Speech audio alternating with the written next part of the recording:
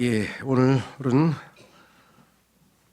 4장에 이렇게 앞부분에 제가 좀 요약을 했습니다. 예레미야는 하나님의 백성이 주님께로 돌아오기를 무려 40번이 넘도록 요청한다. 핵심은 회개하고 돌아오라죠. 예, 돌아오라. 이 회개, 돌아오는 것을 회개라고 하는데요. 돌이킨다는 얘기죠. 가던 길에서 방향을 바꾸어서 돌이킨다. 이 회개를 몇 가지 비유를 통해 설명하는 바.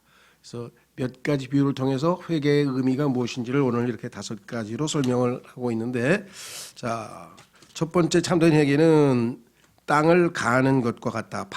땅이 딱딱해서 씨를 뿌릴 수가 없고, 땅에 돌들이 많아서 씨를 뿌릴 수가 없고, 좋은 밭이 아니면 열매 맺지 못한다고 주께서 말씀하셨었지 않습니까? 그래서 딱딱한 마음을 갈아야만 말씀의 씨앗을 뿌려 열매를 맺을 수 있다는 것, 1절서부터 3절까지 한번 확인해 보겠습니다.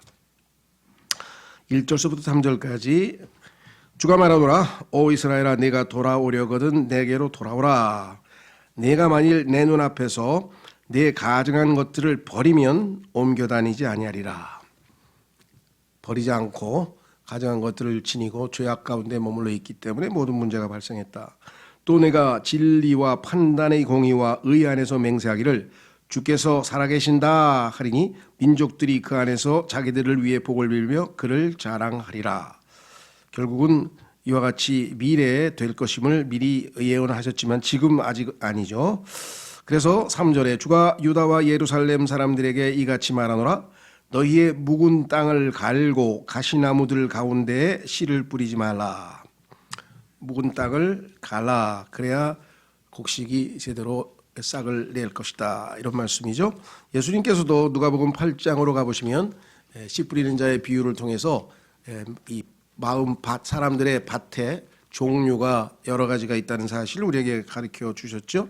똑같은 말씀을 들었는데 똑같은 말씀이 다양한 종류의 마음밭에 떨어지면 어떤 것은 열매를 내고 어떤 것은 열매를 맺지 못한다는 것을 성경에서 우리에게 가르쳐 주고 있습니다. 누가복음 8장으로 가보시면 누가복음 8장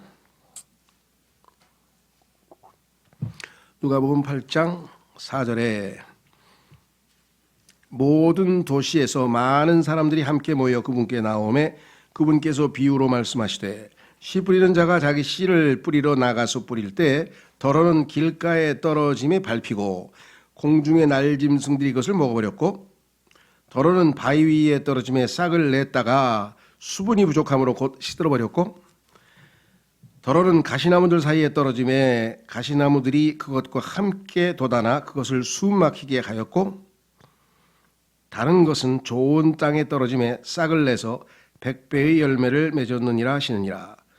그분께서 이것들을 말씀하시고 외치시되 들을 귀 있는 자는 들을지어다 하시니라. 그렇습니다. 하나님의 말씀이 선포돼서 그 말씀이 우리 마음밭에 떨어졌을 때 그 마음밭의 상태에 따라서 열매는 결정이 될 것이다 라고 성경에서 분명하게 말씀을 했죠. 그래서 이 묵은 땅을 가는 것, 딱딱한 마음을 잘 갈아서 하나님의 말씀이 떨어져서 열매 맺을 수 있도록 좋은 밭을 만드는 것은 우리의 책무다. 그래서 한 구절 더 찾고 두 번째로 가보겠습니다. 호세아서 10장으로 가보시면 거기에도 비슷한 말씀을 다시 한번 하고 계세요. 구약에 여러 번 반복되고 있는데 다 찾을 수는 없으니까 호세아서 10장 12절 호세아서 10장 12절 너희 자신을 위하여 죄송합니다.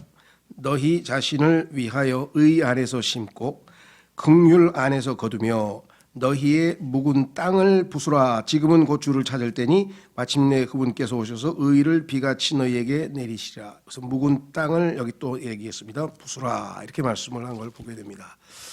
자, 그래서 첫 번째 우리의 마음밭이 딱딱한지 하나님의 말씀을 받을 만한 좋은 요건을 갖추고 있는지가 문제이죠. 그렇죠? 예. 그래서 딱딱한 그것을 우리가 뭐라고 얘기하냐면 강팍하다고 성경에 좀 어려운 단어를 썼는데 강팍하다 이렇게 얘기를 했고요. 또 우리의 마음이 부드러운 상태에 있는 것을 온유하다 이렇게 온유. 그래서 이 성령의 열매의 특징 9가지 특징 중에 하나가 온유인데 온유라고 하는 것은 무엇인가? 그래서 쉽게 아마 기억하실지 모르겠습니다. 우리 제임스 낙스 목사께서 쓰신 성령의 열매라고 하는 책에 보면은 거기에 9가지 특징을 설명하면서 온유에 대해서 설명할 때 아주 쉽게 이해할 수 있도록 예를 들었었죠. 그것은 뭐냐? 온유라고 하는 것은 부드러움과 유사한데 어떤 것이냐 이렇게 설명했습니다. 우리가 이 단단한 유리가 있죠. 단단한 유리에다가 돌을 던지면 유리는 깨져버립니다. 딱딱하니까. 그런데 강물에다가 돌을 던지면 출렁하고 굉장히 파장이 큰 것 같지만 몇 번 출렁 되다가 다시 원점으로 돌아가서 다시 평화롭게 되죠.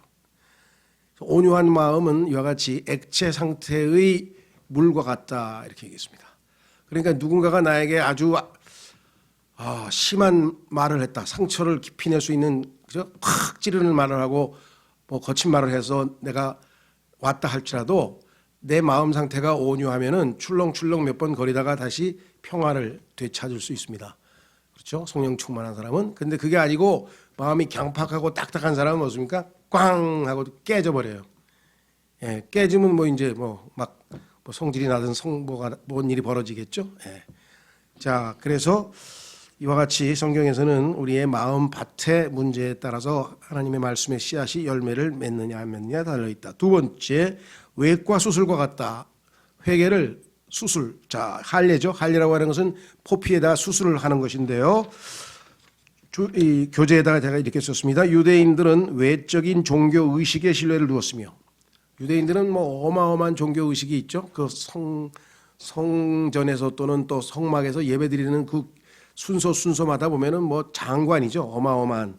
그래서 그것이 뭔가 자신들을 경건하고 아주 거룩하게 만드는 것처럼 착각하고 있었는데 그것은 아니었죠. 그래서 이에 하나님께서 그들의 마음을 수술하지 못하셨습니다. 하나님께서 그들의 마음을 수술을 해줘야 그렇죠? 될 텐데 수술을 못하시게 됐어요. 왜? 종교의식에 신뢰를 두고 있었기 때문에. 그래서 하나님께서는 그들에게 너희는 마음의 할례를 받아라. 육체의 할례를 받는 것은 마음의 할례를 받는 것을 예표하고 보여주는 것에 불과한데 육체의 할례 받은 그런 것, 종교의식 여기에 매몰되어서 실제 마음의 할례를 받지 못한 것에 대해서 여러 번 언급하셨죠. 그럼 하나님은 마음속 깊은 곳에 있는 진실을 원하십니다. 그랬습니다. 자, 신명기 10장으로 가보겠습니다. 신명기 10장에 가시면 이스라엘 백성들에게 하나님께서 꾸짖는 내용 중에 할례와 관련된 표현이 있습니다. 할례란 말은 수술이죠. 예, 몸에다가 하는 일종의 수술인데요. 신명기 10장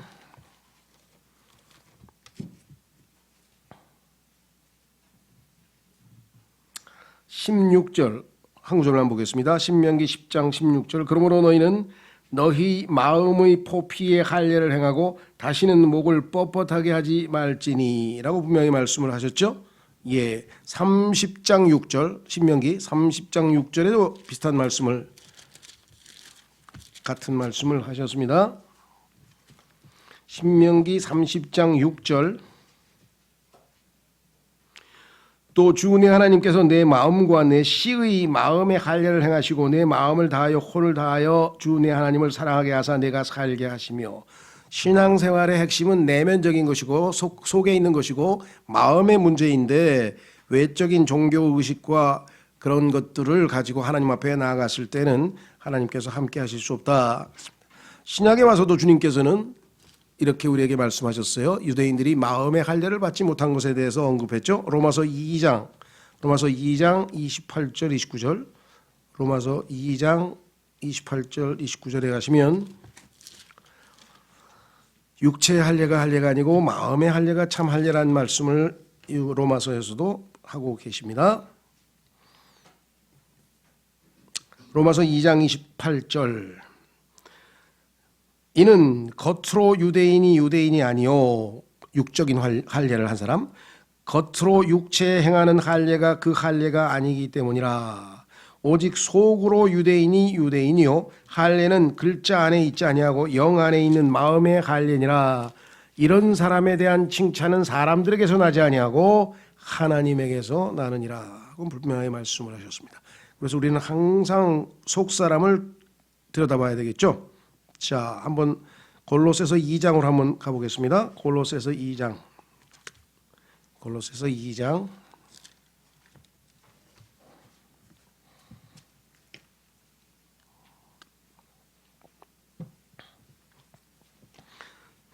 11절, 골로새서 2장 11절. 또한 그분 안에서 그리스도의 할례로 말미암아 육신의 죄들에 속한 몸을 벗어버림으로 손으로 하지 않은 할례로 할례를 받았느니라. 자, 유대인들은 손으로 한 할례를 받았죠. 몸에다가 육체에다가 할례를 받았는데 그리스도인들은 어떻게 할례를 받았느냐? 손으로 하지 않은 할례, 그것을 그리스도의 할례라고 했고, 따라서 우리는 이것은 육적 할례가 아니라 영적 할례라 이렇게 평가할 수 있겠죠. 표현할 수 있겠죠. 그 내용은 무엇인가? 육신의 죄들에 속한 몸을 벗어버렸다.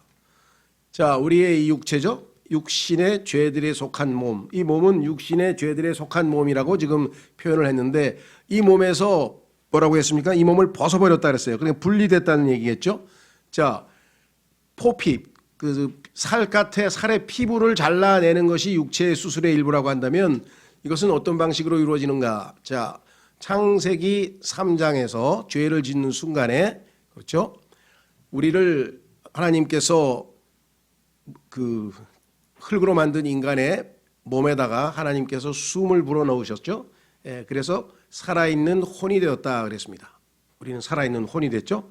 그래서 우리 안에 하나님께서 영을 지으시고 우리의 몸을 지으신 것이 합쳐져서 하나의 살아있는 혼이 돼서 우리가 인격체로서 하나님 앞에 아담이 딱 서게 되었는데, 자, 죄를 지었습니다. 그렇죠? 그래서 혼, 나, 자를 형성하고 있는 이 혼이 죄를 짓는 순간에 영은 고장이 나서 죽어버렸고, 그렇죠? 그래서 다시 태어나야만 되고, 혼은 내 육체하고 결합을 해서 하나가 되어버렸어요. 그래서 이것을 로마서 7장에서는 결혼을 했다 그랬어요. 결혼. 그러니까 내 남편은 누구예요? 내 육체죠. 내가 내 남편과 혼인해서 한 육체가 되었다. 성경의 창세기 2장에 보면은 두 사람이 결합해서 한 육체가 되는 것을 결혼이라 그랬죠. 그래서 한 육체가 됐어요. 그래서 내 혼과 내 몸이 들러붙어서 하나가 돼서 이것을 성경에서는 육신이라 그런다. 육신. 육신의 죄들에 속한 몸, 이것을 줄여서 육신, 육체라 그래요. 육체라고 하는 것은 타락한 몸을 얘기합니다. 타락한 몸과 혼이 들러붙어서 딱 붙어서 이제 하나가 돼서 같이 가는 거죠. 항상. 그렇죠? 예. 그래서 육체가 주인입니다. 남편이니까. 시킵니다. 그럼 아내가 순종합니다. 예.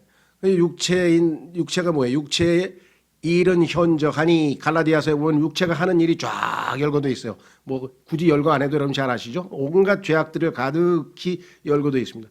육체가 시키면 우리는 따라하게 돼 있어요. 순종하게 돼 있죠. 주종관계니까. 그렇죠? 그런데 성령께서 들어오셨습니다. 말씀의 칼, 성령께서 예리하게 수술합니다. 우리의 육신의 죄들에 속한 몸을 혼과 가운데에 쫙 해서 딱 갈랐어요. 할례하고 똑같아요. 할례가 됐어요. 그렇죠? 그래서 결국은 육신의 죄들에 속한 몸을 벗어버렸어요. 그래서 이제 나는 뭐예요? 더 이상 죄를 섬길 필요가 없죠. 주인 옛 남편은 죽었습니다. 그래서 어떻게 됩니까? 내 안에 들어와 계신 새 남편을 섬기는, 육신을 따라 살지 아니하고 성령을 따라 살아갈 수 있는 모든 조건을 다 갖추어 놓으셨다. 그런데도 불구하고 우리가 자꾸 옛 남편을 따라가게 되면은 우리가 죄를 짓는 것이고, 그때는 자백하고 다시 돌아와야 되겠죠. 지금 유대인들이 하고 있는 게 뭐냐? 옛 남편을 따라가는 거예요. 지금 자꾸만 육신을 따라 우상 숭배하고 자꾸 가죠. 그래서 하나님께서는 새롭게 돌아오라고, 다시 돌이키라고, 돌아오라고 이렇게 말씀을 하고 있는 것입니다. 그래서 육신의 죄들의 몸을 벗어버리는 영적 할례, 그리스도의 할례, 손으로 하지 않은 할례가 이루어져요. 이걸 어떻게 표현할 수 있냐면요, 성경에 보면은 우리는 육신 안에 위치는 있어요. 우리 몸 안에 있잖아요. 그러나 이게 들러붙어 있지 않아요. 그리스도인은 떨어져 있기 때문에 자유입니다. 얼마든지 죄 안 짓고 살 수 있어요. 이것은 마치 우리가 냉동고에다가 얼음, 플라스틱 이렇게 줄쳐 있고 거기다가 물 집어넣어 가지고 딱 집어넣으면 땡땡 얼어붙잖아요. 그러면 그건 뭐 붙어 있잖아요. 요게 우리의 구원받기 전의 모습이라고 한다면, 여기에 뜨거운 물을 콱 끼얹으면은 이게 쫙 소리가 나면서 딱 떨어져요. 들어가 있기는 위치는 있는데 흔들거리면 뭐예요? 쑥 빠져요. 뜨거운 물이 들어가가지고 뭐예요? 한례가 일어나가지고 영적 한례가 일어나서 뜨거운 물로 인해서 딱 떨어져 있어요. 이렇게 정확하게 하나님께서는 육신의 죄들의 몸을 벗어버렸다라고 성경에서 분명하게 얘기했죠. 이것을 분명하게 인식하고 나는 죄가 나를 달라붙어 있는 거 아니에요. 이제 노예 아닙니다. 죄는 육신은 죽었습니다. 그렇죠. 나를 부려먹을 수 없어요. 더 이상. 그래서 내가 속지만 않으면 자발적으로 손잡지만 않으면 언제든지 주님과 함께 열매 맺는 삶으로 갈 수가 있다라고 하는 것입니다. 자, 그래서 우리는 이제 다시 돌아갑니다. 한 구절 더 찾죠. 거기 에베소서 3장 14절로 가시면 바로 옆에 우리의 속 사람에 대한 언급, 주님께서 사도 바울을 통해서 기도하시는데 사도 바울이 기도를 통해서 우리의 속 사람에 대한 언급을 해요. 신앙생활은 겉에 나와 있는 외형적인 형식적인 종교 생활이 아니라 속 사람이 어떤 자세, 어떤 상태에 있느냐, 이게 문제죠. 에베소서 3장 사도 바울의 기도를 보십시오. 사도 바울의 기도에 보면은 뭐라고 기도하는가?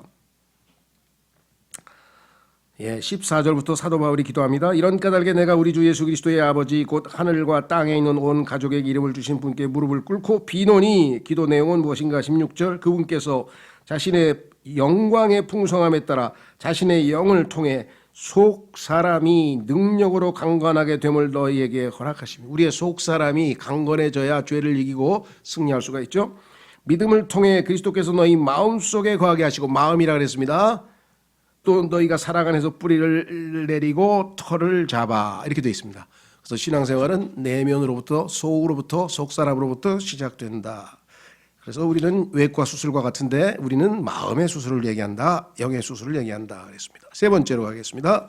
예레미야서 다시 돌아오시면, 예레미야서 4장으로 다시 돌아오시면 5절과 6절에서 회개라고 하는 것은 뭐냐면 전쟁에 참여하는 것과 같습니다. 그래서 원수를 섬기면 안 되고 새로운 대장을 섬겨야 되겠죠. 자, 예레미야서 4장 5절과 6절, 너희는 유다에서 밝히 알리며 예루살렘에서 널리 알려 이르기를 너희는 그 땅에서 나팔을 불라 하고 또 소리내어 외치며 함께 모여 이르기를. 나팔 불면 전쟁에 참여하라는 소리입니다. 그렇죠? 예. 너희는 모이라 우리가 방벽을 세운 도시들로 들어가자 하고 시온을 향하여 군기를 세우라. 뒤로 물러나며 머물지 말라. 내가 북쪽에서 재앙과 큰 면명을 가져오리라. 그래서 지금 북쪽에서 바빌론에서 아시리아에서 그 사람들이 몰려오는데 어떤 방식으로 몰려오느냐? 사자들이, 적들을 사자로 표현했습니다. 영적으로 우리도 성경에도 마귀가 사자처럼 묘사되어 있죠. 7절, 사자가 자기 숲에서 올라왔으며 이방인들을 파멸시키는 자가 자기 길로 오고 있도다. 그가 내 땅을 황폐하게 하려고 자기 거처를 떠났은즉 내 도시들이 피폐하게 되어 거주민이 없게 되리니 너희는 이 일로 인하여 굵은 배를 두르고 애곡하며 울부짖으라. 주의 맹렬한 분노가 우리에게서 돌아서지 아니하였느니라. 자, 그러니까 지금 이 전쟁에 참여해야 되는데 원수를 대적하고 나팔 소리를 듣는 순간 내가 어디에 누구에게 속한 군인이냐, 여기 나와 있죠. 타락한 자는 원수를 섬기고 있는 것입니다. 그러나 그가 나팔 소리를 들으면 그때 자신이 배반자, 하나님을 배반한 자라는 사실을 깨닫고 돌이켜서 자기 사령관 되신 분께 복종할 것입니다. 자, 이 사령관이라는 표현은 성경에서는 대장이라고 묘사되어 있습니다. 대장 한번 확인해 보겠습니다. 히브리서 2장 10절, 우리의 대장, 우리의 전쟁에서 우리의 대장은 예수 그리스도이신데 엉뚱한 대장을 섬기고 엉뚱한 사람을 섬기고 있는 이스라엘의 모습. 히브리서 2장 10절, 히브리서 2장 10절, 자신을 위해 모든 것을 존재하게 하시며 또 자신으로 말미암아 모든 것을 존재하게 하시는 그분께서 많은 아들들을 영광으로 데려가시는 일에서 그들의 구원의 대장을 고난들을 통해 완전하게 하심이 합당하도다. 우리의 대장, 우리의 사령관이 따로 계신데 엉뚱한 데 가서 원수들과 친하게 친밀하게 지내는 것은 아니죠. 그래서 원수들과 결별하고 우리의 대장 되신 분께로 돌이켜 복종하는 것을 우리는 회개라고 한다. 그래서 군대에 참여함과 주의 군대죠. 주의 군대에 참여함으로 성경에서 묘사하고 있다라고 말씀을 했습니다. 다시 4장으로 돌아오십니다. 4장 9절, 자 9절서부터 주가 말하노라. 그날에 왕의 마음과 통치자들의 마음이 소멸되고 제사장들은 놀라며 대언자들은 기여기리라 하라. 이에 내가 이르되 주 하나님이여, 참으로 주께서 이 백성과 예루살렘을 크게 속이셨나이다. 주께서 이르시기를 너희에게 평강이 있으리라 하셨는데 도리어 칼이 혼에게 이르나이다. 그때 이 백성과 예루살렘을 향한 말이 있어 이르기를 광야의 높은 곳들에서 건조한 바람이 나와 내 백성의 딸에게 다가온다 하리니 이것은 키질을 하려 함도 아니요 깨끗하게 하려 함도 아니며 심지어 이번에는 폭풍우처럼 옵니다. 아까는 사자처럼 몰려왔는데 이번에는 폭풍우처럼 몰려오는 적군의 모습, 심지어 세찬 바람이 그곳들로부터 내게로 임하리니 이제 또한 내가 그들에게 판결을 내리리라. 보라, 그가 구름같이 올라오며 그의 병거들은 회오리바람 같으리니 그의 말들은 독수리보다 빠르도다. 우리가 노략을 당하였으니 우리에게 화가 있으리로다 하리라.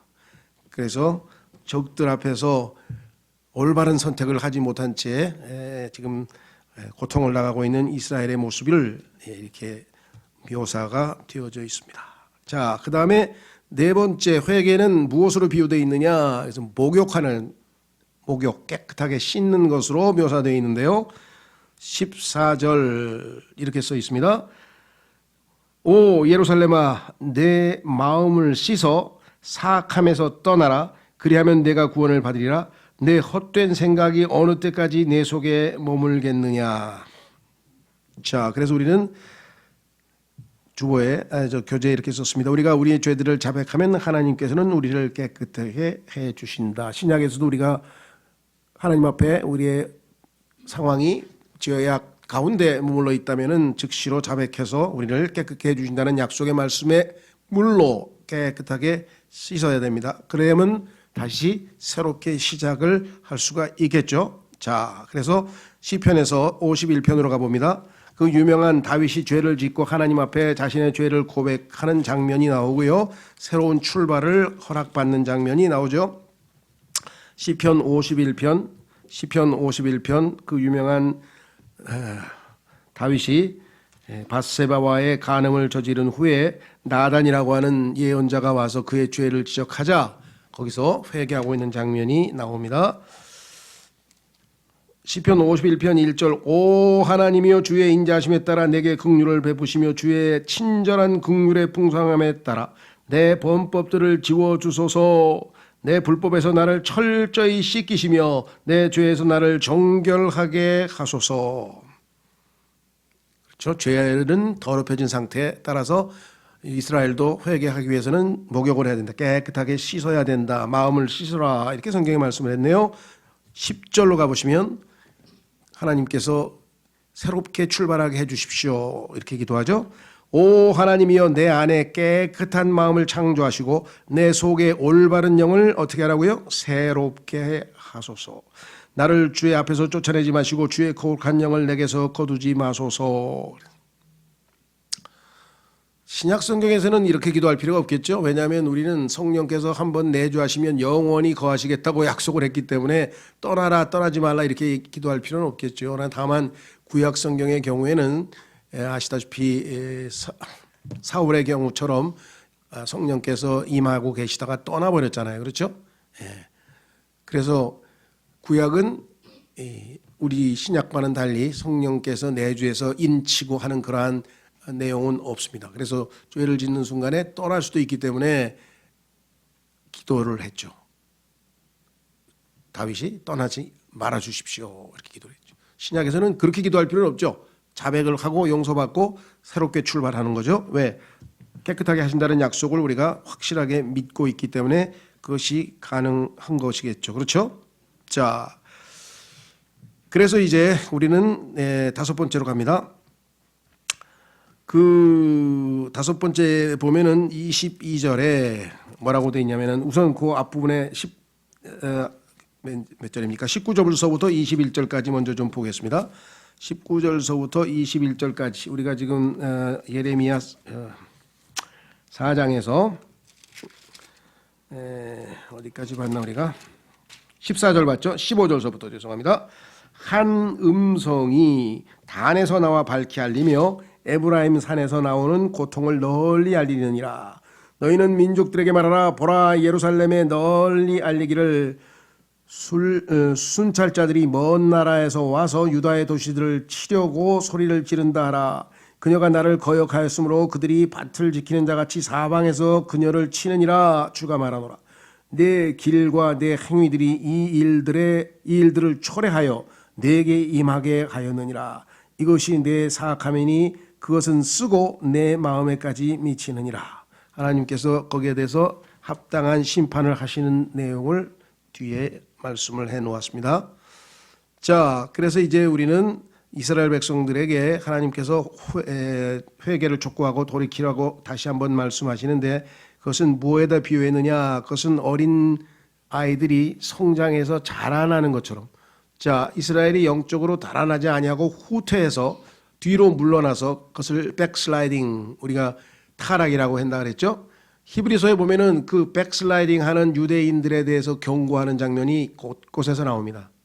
히브리서 전체가 오늘 우리가 공부하고 있는 이 예레미야서에 나와 있는 이스라엘 백성들이 앞으로 전진하지 아니하고 뒤로 후퇴하고 있는 모습에 대한 경고죠. 그래서 완전함을 향해 나아가자, 전진하자라고 하는 얘기가 히브리서 6장에 나와 있죠. 자, 그래서 우리는 이제 19절서부터 31절까지는 한마디로 여기 뭐 부제에 나와 있는 것처럼 멸망받을 민족에 대한 슬픔, 그러니까 탄식이라고 할 수 있어요. 이 자기 백성이 하나님 앞에 비참한 상태에 놓여 있는 것을 보고 예레미야가 마음이 아파서 속된 말로 탄식을 하면서 곡을 하는 거죠. 탄식하는 시입니다. 그렇죠? 읽어보면 어려울 게 하나도 없습니다. 자, 우선 19절서부터 31절까지 쭉 예레미야의 마음에 있는 괴로움, 마음 상함, 이런 것들이 포함되어 있는 탄식, 이것들을 한번 우리가 쭉 한번 읽어보겠습니다. 애가 타고 죄송합니다. 애가 타고 애가 끓는도다. 내 마음이 심히 아프고 내 마음이 내 속에서 소리를 내는도다. 오 내 혼아, 뇌가 나팔소리 곧 전쟁의 경보를 들었으므로 내가 잠잠할 수 없도다. 그 온 땅이 노략을 당하였으므로 사람들이 패망 위에 패망을 외치는도다. 나의 장막들이 갑자기 노략을 당하고 나의 휘장들이 순식간에 노략을 당하였도다. 내가 어느 때까지 그 군기를 보며 나팔소리를 들을까? 내 백성이 어리석어 나를 알지 못하였나니 그들은 미련한 자녀들이요 지각이 없는 자들이로다. 그들이 악을 행하는 데는 지혜로우나 선을 행하는 데는 지식이 없도다. 내가 땅을 보니 보라, 땅이 형태가 없고 비어 있었으며 하늘들을 보니 그것들에는 빛이 없었고 내가 산들을 보니 보라, 산들이 떨며 모든 작은 산들도 가볍게 움직였고 내가 보니 보라, 사람이 없었으며 하늘들의 모든 새들이 도망갔고 내가 보니 보라, 열매를 많이 내던 곳이 광야가 되었으며 그곳의 모든 도시들이 주 앞에서 그분의 맹렬한 분노로 말미암아 무너졌도다. 주께서 이렇게 말씀하시되 온 땅이 황폐할 터이나 내가 완전히 끝을 내지는 아니할 것이며. 요게 성경에서 말씀하시는 남은 자들의 사상이죠. 항상 하나님께서는 완전히 끝장을 내는 것이 아니라 항상 남겨두신다 그랬죠. 기억나시죠? 엘리야가 모든 이스라엘 백성들이 다 배교해서 너무나 고통스러워서 하나님 앞에 가서 다 우상 숭배하고 있고 다 배교했습니다. 나 혼자 남았는데 나마저 죽이려고 합니다 하면서 하나님께 항변하는 기도를 했을 때 하나님께서 네가 모르지만 내가 7,000명을 숨겨놓았다. 여기도 보면은 하나님께서 완전히 끝을 내지는 아니할 것이며, 이 표현이 성경에 여러 번 나옵니다. 또는 남은 자들을 남겨놓으셨다라고 하는 표현도 여러 번 나오죠. 이로 인하여 땅이 애곡하고 위에 있는 하늘들이 검게되리라. 내가 그것을 말하였고 그것을 작정하였으니 뜻을 돌이키지 아니하며 거기서 돌이키지 아니하리라 하셨도다. 하나님의 심판은 변함이 없습니다. 그러나 하나님께서는 남겨놓은 자를 남겨놓으시고 다시 기회가 주어지죠. 말탄 자들과 활 쏘는 자들의 감성으로 말미암아 온 도시가 도망하여 그들이 숲으로 들어가고 바위들 위로 기어오르며 모든 도시가 버림을 받아 아무도 그 안에 거하지 아니하리라. 내가 노략을 당할 때 어찌하려느냐. 내가 진홍색 옷을 입고 금장식으로 단장하며 화장으로 내 얼굴을 꾸밀지라도 내 자신을 아름답게 꾸민 것이 헛된 일이 되리라. 얼마나 재앙이 닥쳤으면 네가 아무리 그렇게 외적으로 기분 행복한 척, 좋은 척 해봐야 아무 소용도 없다. 내 연인들이 너를 멸시하고 내 생명을 찾으리라. 이방 민족들을 의지해와야 그들은 하나님의 심판 앞에 무기력하다. 내가 소리를 들었는데 그것은 산고를 겪는 여자의 소리 같고 첫 아이를 낳는 여자의 고통소리 곧 시온의 딸의 소리 같았도다. 그녀가 스스로 탄식하며 자기 손을 펼치고 이르기를 이제 내게 화가 있도다. 살인자들로 인하여 내 혼이 지쳤도다 하는도다. 교리적으로 하자면 미래에 있을 이스라엘 민족의 환란, 소위 말하면 대환란 때 있게 될 내용을 여기 쭉 설명해 놨습니다.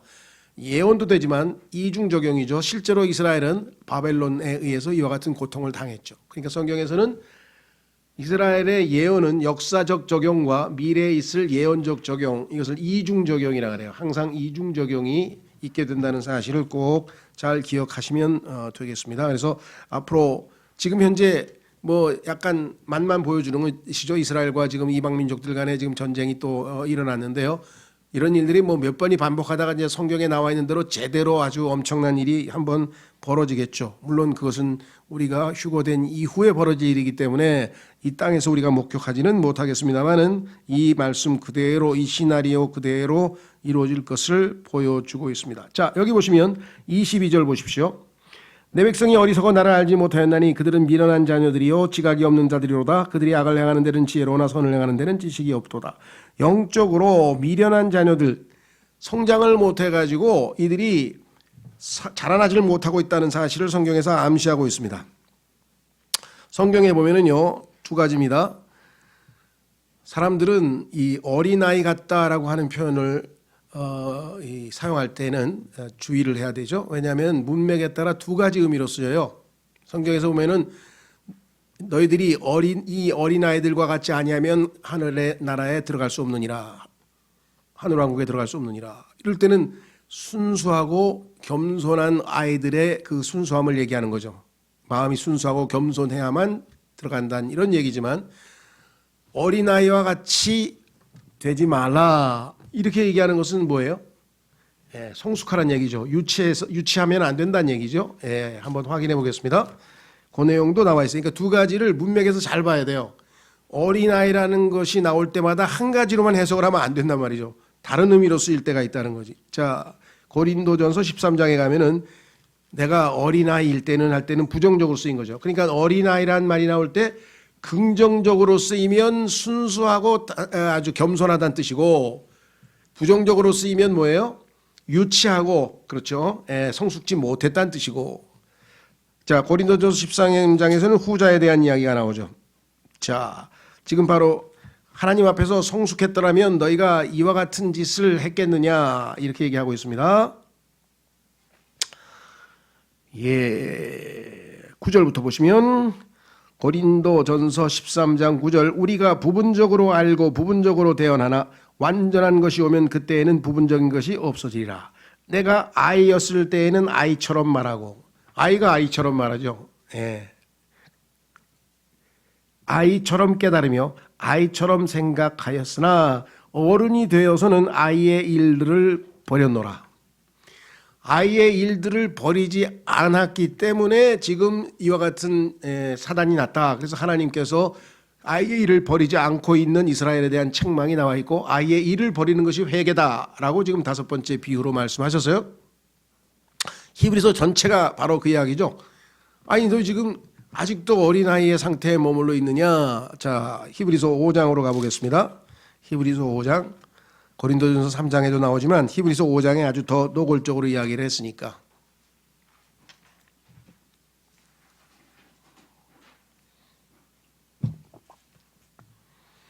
히브리서 5장 12절 히브리서 5장 12절 시간으로 보건대 너희가 마땅히 가르치는 자가 되었어야 할 터이나 하나님의 말씀들의 첫째 기초 원리들을 남에게 다시 가르침을 받아야 할 필요가 너희에게 있나니 너희가 단단한 음식이 아니라 젖을 필요로 하는 자가 되었도다. 단단한 음식은 이제 커야 나이가 먹어야 먹죠.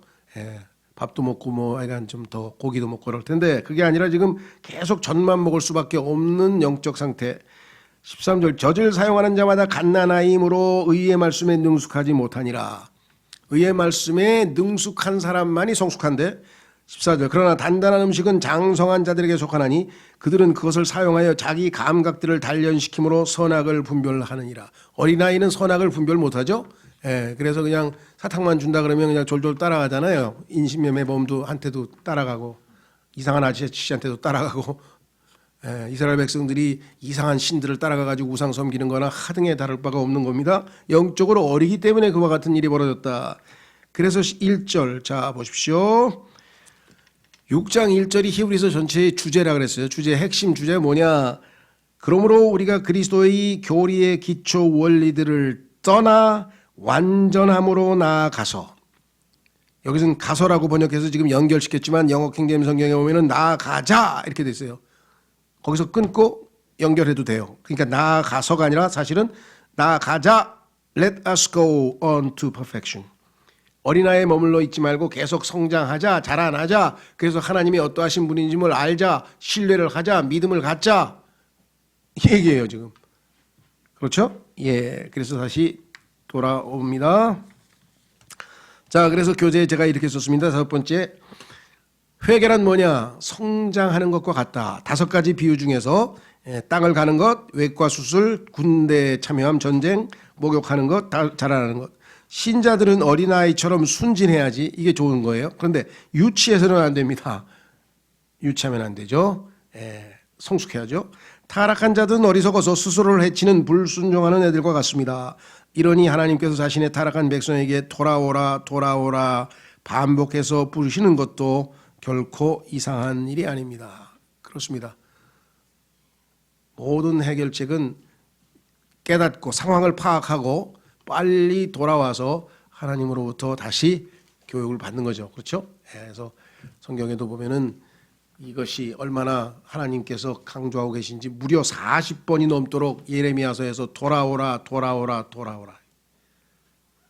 우리 그 찬송가에도 있잖아요. 그죠? 돌아와 돌아와 돌아와 이렇게 얘기를 했는데 예, 오늘은 다시 한번 하나님께서 부르시는 그 음성 우리에게도 마찬가지입니다. 우리도 얼마든지 육신적으로 돼서 세상적이 될 수도 있고 더럽혀질 수도 있어서 목욕도 해야 되고 영적으로 자라나지 않을 때는 자라나야 되고 우리의 원수인 마귀와 손을 잡을 때는 빨리 우리의 사령관 우리의 대장 앞으로 돌아와야 되고 마음의 관리 항상 마음이 육신의 죄들로부터 육신의 죄들의 몸에서 벗어났다는 사실을 인식하고 성령을 쫓아 살아야 하고 그리고 묵은 땅을 우리의 딱딱한 마음을 항상 잘 갈아서 하나님의 말씀이 언제든지 열매 맺을 수 있도록 해야 된다.